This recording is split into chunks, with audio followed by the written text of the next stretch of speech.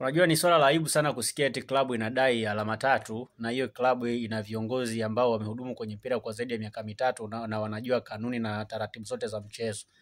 Yaani timu imeenda uwanjani, hakuna official yoyote kwa maana ya waamuzi na wahusika wote wa mchezo ambao wanatakiwa kufanya ukaguzi ili mchezo uendelee. Hao watu hawapo na mchezo haujachezwa.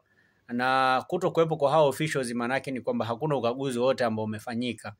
Alafu wanaondoka uwanjani wanakuja kudai alama tatu. Sasa unadaiji alama tatu wakati haujakaguliwa kwa ajili ya mchezo kuanza. Kama hujakaguliwa kwa ajili ya mchezo kuanza, maana yake ni kwamba huo mchezo hautambuliki.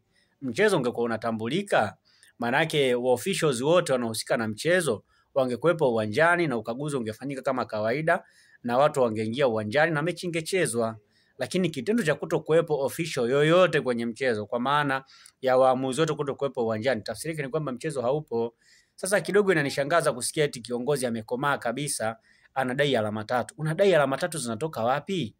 Yaani unajua kuna vitu vingine vinafikirisha. Sisi tuna viongozi wa aina gani, lakini hiki ni kipimo kidogo ambacho kinaonesha kwamba bado tuna changamoto ya viongozi kwenye mpira. Yaani bado hatujawa na viongozi ambao wana uwezo wa kuyahandle mambo au wana uwezo wa kuyaelekea wa kuyamudu matukio mbalimbali.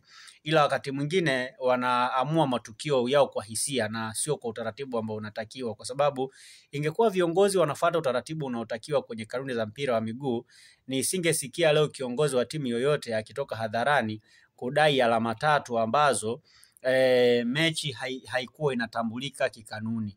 Yaani nisingesikia leo eti kiongozi wa timu anapambana kudai alama tatu ambazo hajafanyiwa ukaguzi na timu na mwamuzi yoyote, wala hawajaingia uwanjani kama ambavyo utaratibu unatakiwa, ila timu imeingia tu ikafanya warm up dakika ngapi hapo, wakatoka wakaondoka, wanakuja kudai alama tatu. Kwa hiyo wakati mwingine hebu viongozi wa hizi timu kuweni serious kidogo.